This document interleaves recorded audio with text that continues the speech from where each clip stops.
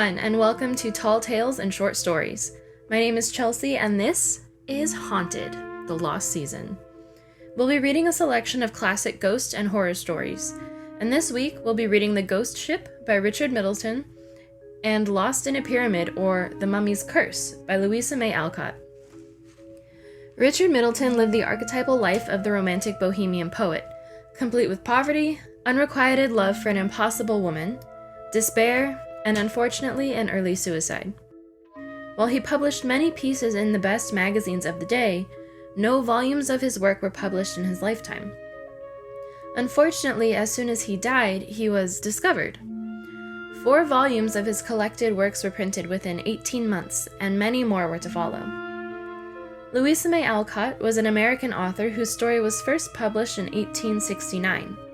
Despite being largely overlooked throughout the 20th century, Lost in a Pyramid was rediscovered in 1998 and has since become an influential example of early Mummy's Curse narratives. Lost in a Pyramid was one of the last of Alcott's short sensation thrillers and considered a penny dreadful. Penny dreadfuls started out as a term for cheap, popular serial literature produced during the 19th century in the United Kingdom. These were usually sensational stories like exploits of detectives, criminals, or supernatural entities, published in weekly parts costing only a penny. Halloween looks a little bit different this year, so I hope these stories help put you in the appropriately spooky mood. If you're easily scared or a younger listener, these stories might not be for you. However, Mr. Middleton, Mrs. Alcott, let's get started.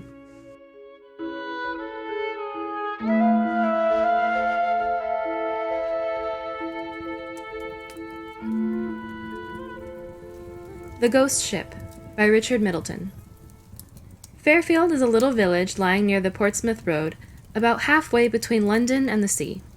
Strangers who find it by accident now and then call it a pretty old-fashioned place. We who live in it and call it home don't find anything very pretty about it, but we should be sorry to live anywhere else. Our minds have taken the shape of the inn and the church and the green, I suppose. At all events, we never feel comfortable out of Fairfield. Of course, the Cockneys, with their vasty houses and noise-ridden streets, can call us rustics if they choose, but for all that, Fairfield is a better place to live in than London. Doctor says that when he goes to London, his mind is bruised with the weight of the houses, and he was Cockney-born. He had to live there himself when he was a little chap, but he knows better now. You gentlemen may laugh. Perhaps some of you come from London way, but it seems to me that a witness like that is worth a gallon of arguments. Dull? Well, you might find it dull, but I assure you that I've listened to all the London yarns you've spun tonight, and they're absolutely nothing to the things that happen at Fairfield. It's because of our way of thinking and minding our own business. If one of your Londoners were set down on the green of a Saturday night when the ghosts of the lads who died in the war keep tryst with the lasses who lie in the churchyard, he couldn't help being curious and interfering, and then the ghosts would go somewhere where it was quieter. But we just let them come and go, don't make any fuss, and in consequence, Fairfield is the ghostiest place in all England. Why, I've seen a headless man sitting on the edge of the well in broad daylight, and the children playing about his feet as if he were their father. Take my word for it, spirits know when they are well off as much as human beings. Still, I must admit that the thing I'm going to tell you about was queer even for our part of the world, where 3 packs of ghost hounds hunt regularly during the season, and the blacksmith's great-grandfather is busy all night shoeing the dead gentlemen's horses. Now that's a thing that wouldn't happen in London, because of their interfering ways, but Blacksmith, he lies up aloft and sleeps as quiet as a lamb. Once, when he had a bad head, he shouted down to them not to make so much noise, and in the morning he found an old guinea left on the anvil as an apology. He wears it on his watch chain now. But I must get on with my story. If I start telling you about the queer happenings at Fairfield, well, I'll never stop. It all came of the great storm in the spring of '97, the year that we had 2 great storms. This was the first one, and I remember it very well, because I found in the morning that it had lifted the thatch of my pigsty into the widow's garden as clean as a boy's kite. When I looked over the hedge, Tom Lampert's widow that was prodding for her nasturtiums with a daisy grubber. After I had watched her for a little, I went down to the Fox and Grapes to tell landlord what she had said to me. Landlord, he laughed, being a married man and at ease with the sex. Come to that, he said. The tempest has blowed something into my field. A kind of ship, I think it would be. I was surprised at that until he explained that it was only a ghost ship and would do no hurt to the turnips. We argued that it had been blown up from the sea at Portsmouth, and then we talked of something else. There were 2 slates down at the parsonage and a big tree in Lumley's meadow. It was a rare storm. I reckon the wind had blown our ghosts all over England. They were coming back for days afterward with the foundered horses and as footsore as possible, and they were so glad to get back to Fairfield that some of them walked up the street crying like little children. Squire said that his great-grandfather's great-grandfather hadn't looked so deadbeat since the Battle of Naseby, and he's an educated man. What with one thing and another, I should think that it was a week before we got straight again, and then one afternoon I met the landlord on the green, and he had a worried face. "I wish you'd come and have a look at that ship in my field," he said to me. "It seems to me it's leaning real hard on the turnips. I can't bear thinking what the missus will say when she sees it." I walked down the lane with him, and sure enough, there was a ship in the middle of his field, but such a ship as no man had seen on the water for 300 years, let alone in the middle of a turnip field. It was all painted black and covered with carvings, and there was a great bay window in the stern for all the world like the squire's drawing-room. There was a crowd of little black cannon on deck and looking out of her portholes, and she was anchored at each end to the hard ground. I have seen the wonders of the world on picture postcards, but I have never seen anything equal to that. "She seems very solid for a ghost ship," I said, seeing the landlord was bothered. "I should say it's betwixt and between," he answered, puzzling it over. "But it's going to spoil a matter of 50 turnips, and she'll want it removed." We went up to her and touched the side, and it was as hard as a real ship. "Now there's folks in England would call that very curious," he said. Now I don't know much about ships, but I should think that the ghost ship weighed a solid 200 tons, and it seemed to me that she had come to stay, so that I felt very sorry for the landlord, who was a married man. "All the horses in Fairfield won't move her out of my turnips," he said, frowning at her. Just then we heard a noise on her deck, and we looked up and saw that a man had just come out of her front cabin, and was looking down at us very peaceably. He was dressed in a black uniform, set out with rusty gold lace, and he had a great cutlass by his side in a brass sheath. "I'm Captain Bartholomew Roberts," he said, in a gentleman's voice. "Put in for recruits. I seem to have brought her rather far up the harbor." "Harbor?" cried the landlord. "Why, you're 50 miles from the sea." Captain Roberts didn't turn a hair. "So much as that?" he said coolly. "Well, it's of no consequence." The landlord was a bit upset at this. "I don't want to be unneighborly," he said, "but I wish you hadn't brought your ship into my field. You see, my wife sets great store on these turnips." The captain took a pinch of snuff out of a fine gold box that he pulled out of his pocket, and dusted his fingers with a silk handkerchief in a very genteel fashion. "I'm only here for a few months," he said, "but if a testimony of my esteem would pacify your good lady, I should be content." And with the words he loosed a great gold brooch from the neck of his coat and tossed it down to landlord. Landlord blushed as red as a strawberry. "I'm not denying she's fond of jewelry," he said, "but it's too much for half a sackful of turnips." And indeed, it was a handsome brooch.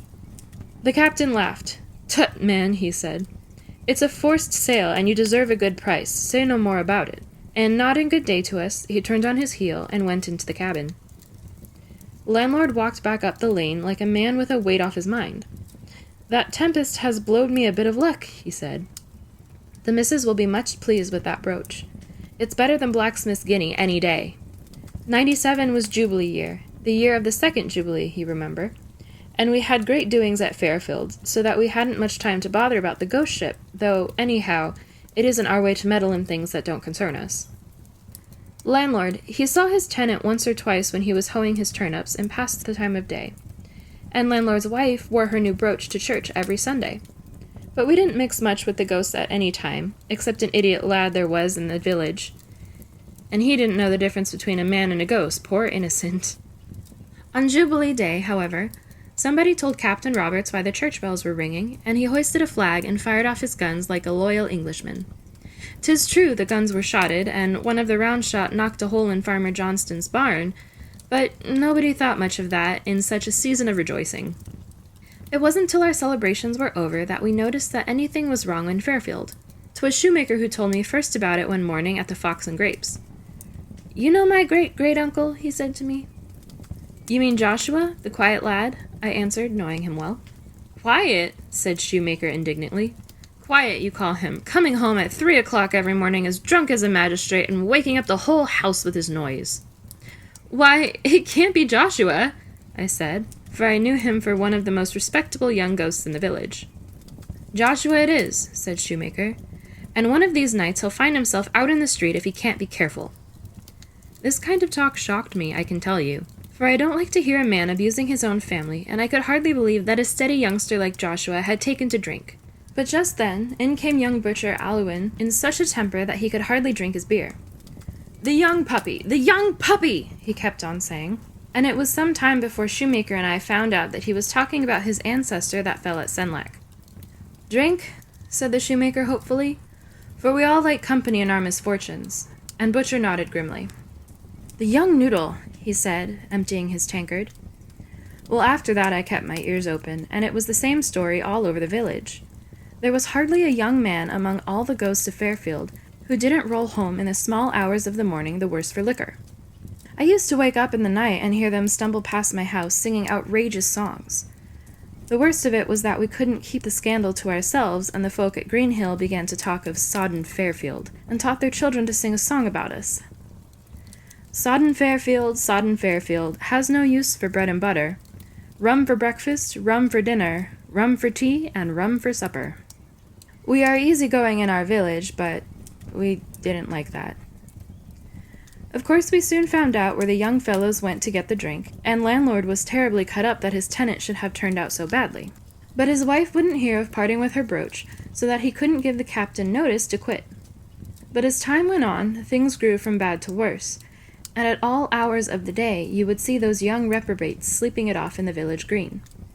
Nearly every afternoon a ghost wagon used to jolt down to the ship with a ladling of rum, and though the older ghosts seemed inclined to give the captain's hospitality the go-by, the youngsters were neither to hold nor to bind. So one afternoon when I was taking my nap, I heard a knock at the door, and there was Parson looking very serious, like a man with a job before him that he didn't altogether relish. I'm going down to talk to the captain about all this drunkenness in the village, and I want you to come with me, he said straight out. I can't say that I fancied the visit much, myself, and I tried to hint to Parson that as, after all, they were only a lot of ghosts, and it didn't very much matter. Dead or alive, I'm responsible for the good conduct, he said, and I'm going to do my duty and put a stop to this continued disorder. And you are coming with me, John Simmons. So I went, Parson being a persuasive kind of man. We went down to the ship, and as we approached her, I could see the captain tasting the air on deck. When he saw Parson, he took off his hat very politely, and I can tell you that I was relieved to find that he had a proper respect for the cloth. Parson acknowledged his salute and spoke out stoutly enough. Sir, I should be glad to have a word with you. Come on board, sir, come on board, said the captain, and I could tell by his voice that he knew why we were there. Parson and I climbed up in an easy kind of ladder, and the captain took us into the great cabin at the back of the ship, where the bay window was. It was the most wonderful place you ever saw in your life, all full of gold and silver plate, swords with jeweled scabbards, carved oak chairs, and great chests that looked as though they were bursting with guineas. Even Parson was surprised, and he did not shake his head very hard when the captain took down some silver cups and poured us out a drink of rum. I tasted mine, and I don't mind saying that it changed my view of things entirely. There was nothing betwixt and between about that rum, and I felt that it was ridiculous to blame the lads for drinking too much of stuff like that. It seemed to fill my veins with honey and fire. Parson put the case squarely to the captain, but I didn't listen much to what he said. I was busy sipping my drink and looking through the window at the fishes swimming to and fro over landlord's turnips. Just then, it seemed, the most natural thing in the world that they should be there, though afterwards, of course, I could see that proved it was a ghost ship. But even then, I thought it was queer when I saw a drowned sailor float by in the thin air with his hair and beard full of bubbles. It was the first time I had seen anything quite like that at Fairfield. All the time I was regarding the wonders of the deep, Parson was telling Captain Roberts how there was no peace or rest in the village owing to the curse of drunkenness, and what a bad example the youngsters were setting to the older ghosts. The captain listened very attentively, and only put in a word now and then about boys being boys and young men sowing their wild oats. But when Parson had finished his speech, he filled up our silver cups and said to Parson, with a flourish, I should be sorry to cause trouble anywhere where I might have been made welcome, and you will be glad to hear that I put to sea tomorrow night. And now you must drink with me a prosperous voyage." So we all stood up and drank the toast with honor, and that noble rum was like hot oil in my veins. After that, Captain showed us some of the curiosities he had brought back from foreign parts, and we were greatly amazed, though afterwards I couldn't clearly remember what they were. And then I found myself walking across the turnips with Parson, and I was telling him of the glories of the deep that I had seen through the window of the ship. He turned on me severely.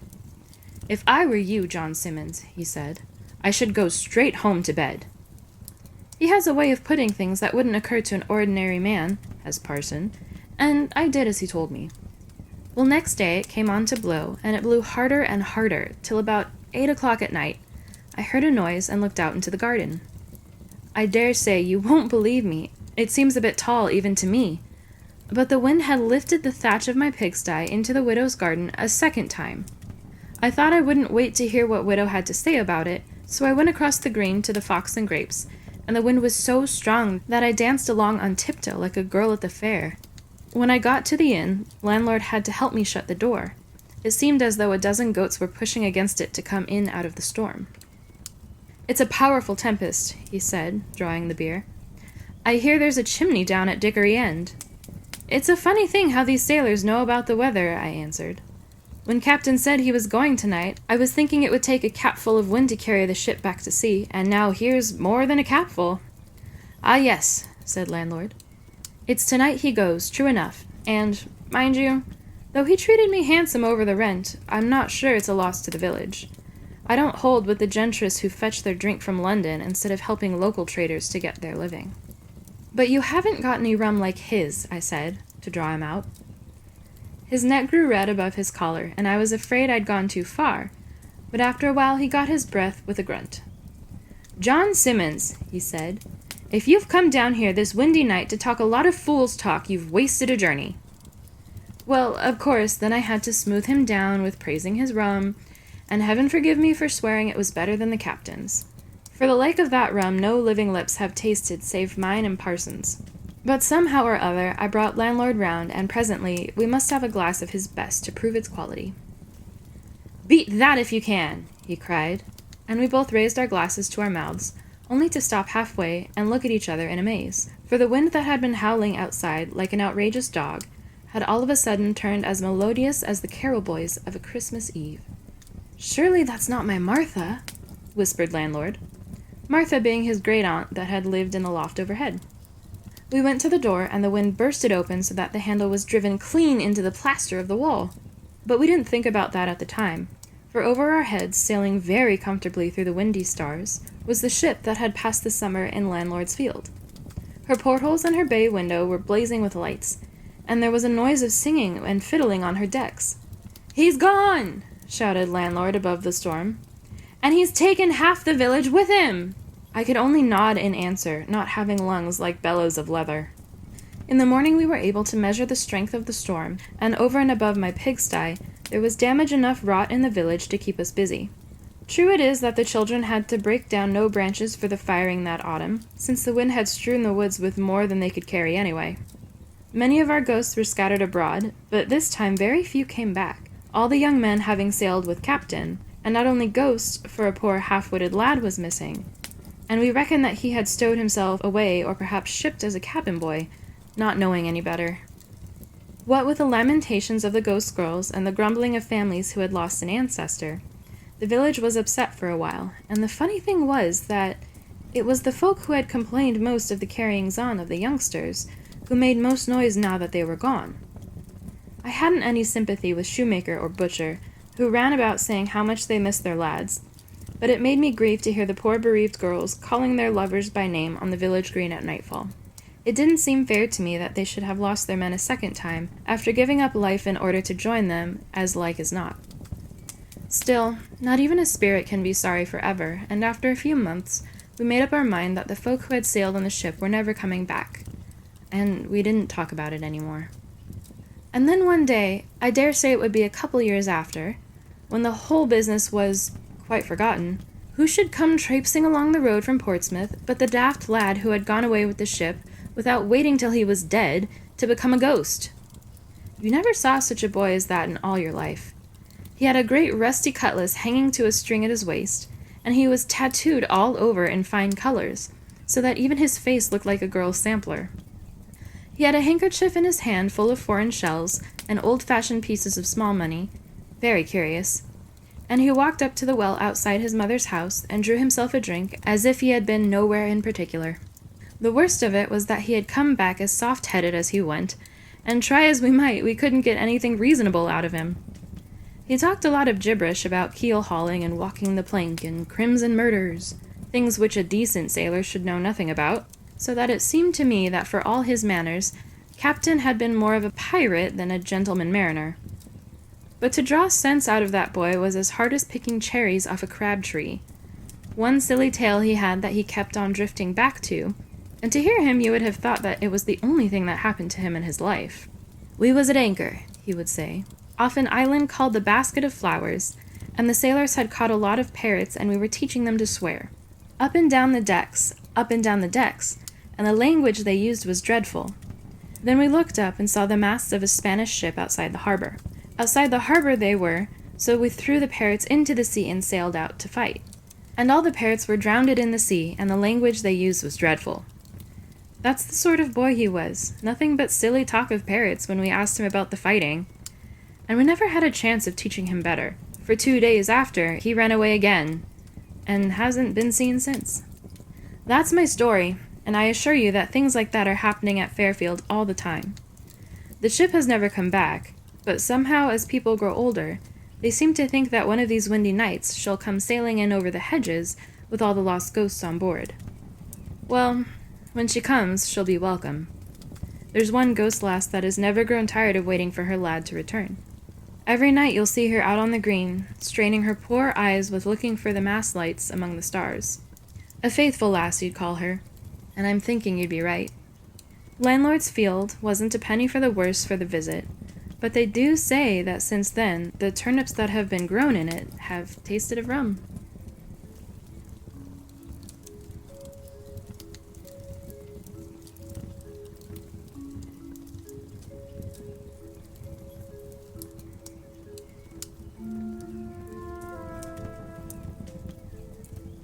Lost in a Pyramid, or The Mummy's Curse, by Louisa May Alcott. "And what are these, Paul?" asked Evelyn, opening a tarnished gold box and examining its contents curiously. "Seeds of some unknown Egyptian plant," replied Forsyth, with a sudden shadow on his dark face as he looked down at the 3 scarlet grains laying in the white hand lifted to him. "Where did you get them?" asked the girl. "That is a weird story which will only haunt you if I tell it," said Forsyth, with an absent expression that strongly excited the girl's curiosity. "Please tell it. I like weird tales, and they never trouble me." "Ah, do tell it. Your stories are always so interesting," she cried, looking up with such a pretty blending of entreaty and command in her charming face that refusal was impossible. "You'll be sorry for it, and so shall I, perhaps. I warn you beforehand that harm is foretold to the possessor of those mysterious seeds," said Forsyth, smiling, even while he knit his black brows and regarded the blooming creature before him with a fond yet foreboding glance. "Tell on. I'm not afraid of these pretty atoms," she answered, with an imperious nod. "To hear is to obey. Let me read the facts, and then I will begin," returned Forsyth, pacing to and fro with a far-off look of one who turns the pages of the past. Evelyn watched him a moment and then returned to her work, or play, rather, for the task seemed well suited to the vivacious little creature, half child, half woman. "While in Egypt," commenced Forsyth slowly, "I went one day with my guide and Professor Niles to explore the Cheops. Niles had a mania for antiquities of all sorts, and forgot time, danger, and fatigue in the ardor of his pursuit. We rummaged up and down the narrow passages, half choked with dust and close air, reading inscriptions on the walls, stumbling over shattered mummy cases, or coming face to face with some shriveled specimen perched like a hobgoblin on the little shelves where the dead used to be stowed away for ages. I was desperately tired after a few hours of it, and begged the professor to return. But he was bent on exploring certain places, and would not desist. We had but one guide, so I was forced to stay, but Jamal, my man, seeing how weary I was, proposed to us to rest in one of the larger passages, while he went to procure another guide for Niles. We consented, and assuring us that we were perfectly safe, if we did not quit the spot, Jamal left us, promising to return speedily. The professor sat down to take notes of his researches, and stretching myself on the soft sand, I fell asleep. I was roused by that indescribable thrill which instinctively warns us of danger, and springing up, I found myself alone. One torch burned faintly where Jamal had struck it, but Niles and the other light were gone. A dreadful sense of loneliness oppressed me for a moment, then I collected myself and looked well about me. A bit of paper was pinned to my hat, which lay near me, and on it, in the professor's writing, were these words. I've gone back a little to refresh my memory on certain points. Don't follow me till Jamal comes. I can find my way back to you, for I have a clue. Sleep well, and dream gloriously of the Pharaohs. I laughed at first over the old enthusiast, then felt anxious, then restless, and finally resolved to follow him, for I had discovered a strong cord fastened to a fallen stone, and knew that this was the clue he spoke of. Leaving a line for Jamal, I took my torch and retraced my steps, following the cord along the winding ways. I often shouted, but received no reply, and pressed on, hoping at each turn to see the old man poring over some musty relic of antiquity. Suddenly, the cord ended, and, lowering my torch, I saw that footsteps had gone on. Rash fellow! He'll lose himself to a certainty, I thought, really alarmed now. As I paused, a faint call reached me, and I answered it, waited, shouted again, and a still fainter echo replied. Niles was evidently going on, misled by the reverberations of the low passages. No time was to be lost, and forgetting myself, I stuck my torch in the deep sand to guide me back to the clue, and ran down the straight path before me, whooping like a madman as I went. I did not mean to lose sight of the light, but in my eagerness to find Niles, I turned from the main passage, and, guided by his voice, hastened on. His torch soon gladdened into my eyes, and the clutch of his trembling hands told me what agony he had suffered. "Let us get out of this horrible place at once," he said, wiping the great drops off his forehead. "Come, we're not that far from the clue. I can soon reach it, and then we are safe." But as I spoke, a chill passed over me, for a perfect labyrinth of narrow paths lay before us. Trying to guide myself by such landmarks as I had observed in my hasty passage, I followed the tracks in the sand till I fancied we must be near my light. No glimmer appeared, however, and kneeling down to examine the footprints nearer, I discovered, to my dismay, that I had been following the wrong ones, for among those marked by a deep boot heel were prints of bare feet. We had had no guide there, and Jamal wore sandals. Rising, I confronted Niles with the one despairing word, "Lost," as I pointed from the treacherous sand to the fast-waning light. I thought the old man would be overwhelmed, but, to my surprise, he grew quite calm and steady, thought a moment, and then went on, saying, quietly, "Other men have passed here before us. Let us follow their steps, for, if I do not greatly err, they lead toward great passages, where one's way is easily found." On we went, bravely, till a misstep threw the professor violently to the ground, with a broken leg, and nearly extinguished the torch. It was a horrible predicament, and I gave up all hope as I sat beside the poor fellow, who lay exhausted with fatigue, remorse, and pain, for I would not leave him. "Paul," he said suddenly, "if you will not go on, there is one more effort we can make. I remember hearing that a party lost as we are saved themselves by building a fire. The smoke penetrated further than sound or light, and the guide's quick wit understood the unusual mist. He followed it and rescued the party. Make a fire and trust to Jamal." "A fire without wood?" I began, but he pointed to a shelf behind me, which had escaped me in the gloom, and on it I saw a slender mummy case. I understood him, for these dry cases which lie about in hundreds are freely used as firewood. Reaching up, I pulled it down, believing it to be empty, but as it fell, it burst open and out rolled a mummy. Accustomed as I was to such sights, it startled me a little, for danger had unstrung my nerves. Laying the little brown chrysalis aside, I smashed the case, lit the pile with my torch, and soon a light cloud of smoke drifted down the 3 passages which diverged from the cell-like place where we had paused. While busied with the fire, Niles, forgetful of pain and peril, had dragged the mummy nearer and was examining it with the interest of a man whose ruling passion was strong, even in death. Come and help me unroll this. I have always longed to be the first to see and secure the curious treasures put away among the folds of these uncanny winding sheets. This is a woman, and we may find something rare and precious here, he said, beginning to unfold the outer coverings from which a strange aromatic odor came. Reluctantly, I obeyed, for to me there was something sacred in the bones of this unknown woman. But to beguile the time and amuse the poor fellow, I lent a hand, wondering as I worked if this dark, ugly thing had ever been a lovely, soft-eyed Egyptian girl. From the fibrous folds of the wrappings dropped precious gums and spices, which half intoxicated us with their potent breath, antique coins, and a curious jewel or two, which Niles eagerly examined. All the bandages but one were cut off at last, and a small head laid bare, round which still hung great plaits of which had once been luxuriant hair. The shriveled hands were folded on the breast, and clasped in them lay that gold box. "Ah!" cried Evelyn, dropping it from her rosy palm with a shudder. "Nay, don't reject the poor little mummy's treasure. I never have quite forgiven myself for stealing it, or for burning her," said Forsyth, panting rapidly as if the recollection of that experience lent energy to his hand. "Burning her? Oh, Paul, what do you mean?" asked the girl, sitting up with a face full of excitement. "I'll tell you. While busied with Madame la Momie, our fire had burned low, for the dry case went like tinder. A faint, far-off sound made our hearts leap, and Niles cried out, 'Pile on the wood! Jamal is tracking us! Don't let the smoke fail now, or we're lost!' 'There is no more wood. The case was very small, and it's all gone,' I answered, tearing off such of my garments as would burn readily, and piling them upon the embers. Niles did the same, but the light fabrics were quickly consumed, and made no smoke. 'Burn that!' commanded the professor, pointing to the mummy. I hesitated a moment. Again came the faint echo of a horn. Life was dear to me. A few dry bones might save us, and I obeyed him in silence.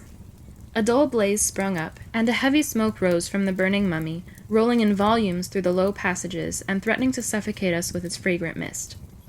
My brain grew dizzy, and the light danced before my eyes. Strange phantoms seemed to people the air, and, in the act of asking Niles why he gasped and looked so pale, I lost consciousness. Evelyn drew a long breath, and put away the scented toys from her lap as if their odor oppressed her. Forsyth's swarthy face was all aglow with the excitement of his story, and his black eyes glittered as he added with a quick laugh, "That's all. Jamal found us and got us out, and we both forswore pyramids for the rest of our days." "But the box, how came you to keep it?" asked Evelyn, eyeing it askance as it lay gleaming in a streak of sunshine. "Oh, I brought it away as a souvenir, and Niles kept the other trinkets." "But you said harm was foretold to the possessor of those scarlet seeds," persisted the girl, whose fancy was excited by the tale, and who fancied all was not told. Among his spoils, Niles found a bit of parchment, which he deciphered, and this inscription said that the mummy we had so ungallantly burned was that of a famous sorceress, who bequeathed her curse to whoever should disturb her rest. Of course, I don't believe that curse has anything to do with it, but it's a fact that Niles never prospered from that day. He says it's because he has never recovered from the fall and fright, and I dare say it is so. But sometimes I wonder if I am to share the curse, for I've a vein of superstition in me, and that poor little mummy haunts my dreams still." A long silence followed these words. Paul painted mechanically, and Evelyn lay regarding him with a thoughtful face. But gloomy fancies were as foreign to her nature as shadow are to noonday, and presently she laughed a cheery laugh, saying as she took up the box again, "Why don't you plant them, and see what wondrous flower they'll bear?" "I doubt if they would bear anything after lying in a mummy's hand for centuries," replied Forsyth gravely. "Let me plant them and try. You know wheat has sprouted and grown that was taken from a mummy's coffin. Why should not these pretty seeds? I should so like to watch them grow. May I, Paul?" "No, I'd rather leave that experiment untried. I have a queer feeling about the matter, and I don't want to meddle myself, or let anyone I love meddle with these seeds. They may be some horrible poison, or possess some evil power, for the sorceress evidently valued them, since she clutched them fast even in her tomb." "Now you are foolishly superstitious, and I laugh at you. Be generous, give me one seed, just to learn if it will grow. See, I'll pay for it." And Evelyn, who now stood beside him, dropped a kiss on his forehead as she made her request, with the most engaging air. But Forsyth would not yield. He smiled and returned the embrace with lover-like warmth, then flung the seeds into the fire and gave her back the golden box, saying tenderly, "My darling, I'll fill it with diamonds or bonbons if you please, but I will not let you play with that witch's spells. You've enough of your own, so forget the pretty seeds, and see what a light of the harem I've made of you." Evelyn frowned and smiled, and presently the lovers were out in the spring sunshine, reveling in their own happy hopes, untroubled by one foreboding fear. "I have a little surprise for you, love," said Forsyth, as he greeted his cousin 3 months later on the morning of his wedding day. "And I have one for you," she answered, smiling faintly. "How pale you are, and how thin you grow! All this bridal bustle is too much for you, Evelyn," he said, with fond anxiety as he watched the strange pallor of her face and pressed the wasted little hand in his.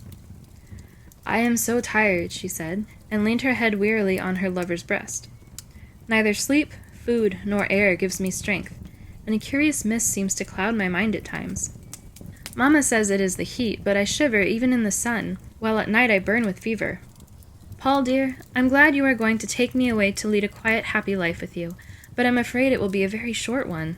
My fanciful little wife! You are tired and nervous with all this worry, but a few weeks of rest in the country will give us back our blooming Eve again. Have you no curiosity to learn my surprise?" he asked, to change her thoughts.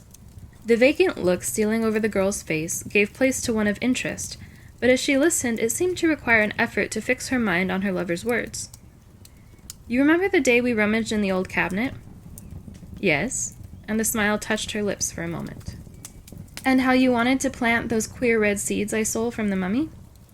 "I remember," and her eyes kindled with a sudden fire. "Well, I tossed them into the fire as I thought, and I gave you the box. But when I went back to cover up my picture and found one of those seeds on the rug, a sudden fancy to gratify your whim led me to send it to Niles and ask him to plant and report on its progress. Today I hear from him for the first time, and he reports that the seed has grown marvelously, has budded, and that he intends to take the first flower, if it blooms in time, to a meeting of famous scientific men, after which he will send me its true name and the plant itself. From his description, it must be very curious, and I'm impatient to see it." "You need not wait. I can show you the flower in its bloom." And Evelyn beckoned with a méchant smile so long a stranger to her lips. Much amazed, Forsyth followed her to her own little boudoir, and there, standing in the sunshine, was the unknown plant. Almost rank in their luxuriance were the vivid green leaves on the slender purple stems, and rising from the mist, one ghostly white flower, shaped like the head of a hooded snake, with scarlet stamens like forked tongues, and on the petals glittered spots like dew. "A strange, uncanny flower! Has it any odor?" asked Forsyth, bending to examine it, and forgetting, in his interest, to ask how it came there. "None, and that disappoints me. I am so fond of perfumes," answered the girl, caressing the green leaves which trembled at her touch, while the purple stems deepened their tint. "Now tell me about it," said Forsyth, after standing silent for several minutes. "I had been before you, and secured one of the seeds, for 2 fell on the rug. I planted it under a glass in the richest soil I could find, watered it faithfully, and was amazed at the rapidity with which it grew when once it appeared above the earth. I told no one, for I meant to surprise you with it, but this bud has been so long in blooming, I have had to wait. It is a good omen that it blossoms today, and as it is nearly white, I mean to wear it, for I've learned to love it, having been my pet for so long. I would not wear it, for, in spite of its innocent color, it is an evil-looking plant, with its adder's tongue and unnatural dew. Wait until Niles tells us what it is, then pet it if it is harmless. Perhaps my sorceress cherished it for some symbolic beauty. Those old Egyptians were full of fancies. It was very sly of you to turn the tables on me in this way, but I forgive you, since, in a few hours, I shall chain this mysterious hand forever. How cold it is! Come out into the garden and get some warmth and color for tonight, my love." But when night came, no one could reproach the girl with her pallor, for she glowed like a pomegranate flower. Her eyes were full of fire, her lips scarlet, and all her old vivacity seemed to have returned. A more brilliant bride had never blushed under a misty veil, and when her lover saw her, he was absolutely startled by the almost unearthly beauty which transformed the pale, languid creature of the morning into this radiant woman. They were married, and if love, many blessings, and all good gifts lavishly showered upon them could make them happy, then this young pair were truly blessed. But even in the rapture of the moment that made her this, Forsyth observed how icy cold was the little hand he held, how feverish the deep color on the soft cheek he kissed, and what a strange fire burned in the tender eyes that looked so wistfully at him. Blithe and beautiful as a spirit, the smiling bride played her part in all the festivities of that long evening. and when at last life and color began to fade, the loving eyes that watched her thought it was the natural weariness of the hour. As the last guest departed, Forsyth was met by a servant who gave him a letter marked, "Haste." Tearing it open, he read these lines from a friend of the professor's. "Dear Sir, poor Niles died suddenly 2 days ago, while at the scientific club, and his last words were, 'Tell Paul Forsyth to beware of the mummy's curse, for this fatal flower has killed me.' The circumstances of his death were so peculiar that I add them as a sequel to this message. For several months, as he told us, he had been watching an unknown plant, and that evening he brought us the flower to examine. Other matters of interest absorbed us till a late hour, and the plant was forgotten. The professor wore it in his buttonhole, a strange, white, serpent-headed blossom, with pale glittering spots, which slowly changed to a glittering scarlet, till the leaves looked as if sprinkled with blood. It was observed that instead of the pallor and feebleness which had recently come over him, that the professor was unusually animated, and seemed in an almost unnatural state of high spirits. Near the close of the meeting, in the midst of a lively discussion, he suddenly dropped, as if smitten with apoplexy. He was conveyed home, insensible, and after one lucid interval in which he gave me the message I have recorded above, he died in great agony, raving of mummies, pyramids, serpents, and some fatal curse which had fallen upon him. After his death, livid scarlet spots, like those on the flower, appeared upon his skin, and he shriveled like a withered leaf. At my desire, the mysterious plant was examined, and pronounced by the best authority one of the most deadly poisons known to the Egyptian sorceresses. The plant slowly absorbs the vitality of whoever cultivates it, and the blossom, worn for 2 or 3 hours, produces either madness or death." Down dropped the paper from Forsyth's hand. He read no further, but hurried back into the room where he had left his young wife. As if worn out with fatigue, she had thrown herself upon a couch, and lay there motionless, her face half hidden by the light folds of the veil which had blown over it. "Evelyn, my dearest, wake up and answer me. Did you wear that strange flower today?" whispered Forsyth, putting the misty screen away. There was no need for her to answer, for there, gleaming spectrally on her bosom, was the evil blossom, its white petals spotted now with flecks of scarlet, vivid as drops of newly spilt blood. But the unhappy bridegroom scarcely saw it, for the face above it appalled him by its utter vacancy. Drawn and pallid, as if with some wasting malady, the young face so lovely an hour ago lay before him aged and blighted by the baleful influence of the plant which had drunk up her life. No recognition in the eyes, no word upon the lips, no motion of the hand, only the faint breath, the fluttering pulse, and wide-open eyes betrayed that she was alive. Alas, for the young wife, the superstitious fear at which she had smiled had proved true. The curse that had bided its time for ages was fulfilled at last, and her own hand wrecked her happiness forever. Death in life was her doom, and for years Forsyth secluded himself to tend with pathetic devotion the pale ghost who never, by word or look, could thank him for the love that outlived even such a fate as this.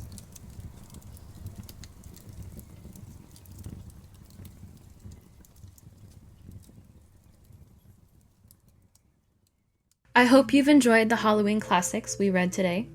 Let me know what you think, or if you have any suggestions of stories you'd like me to read. Do you guys have any favorite stories? Definitely leave them in a comment down below, and I would love to take a look. I will have the book sources that I used today in the description if you'd like to do more reading for yourself.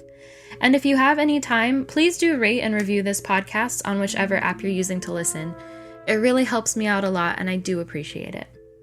Thank you so much for joining me today, and I hope you have a wonderful day and a very spooky Halloween.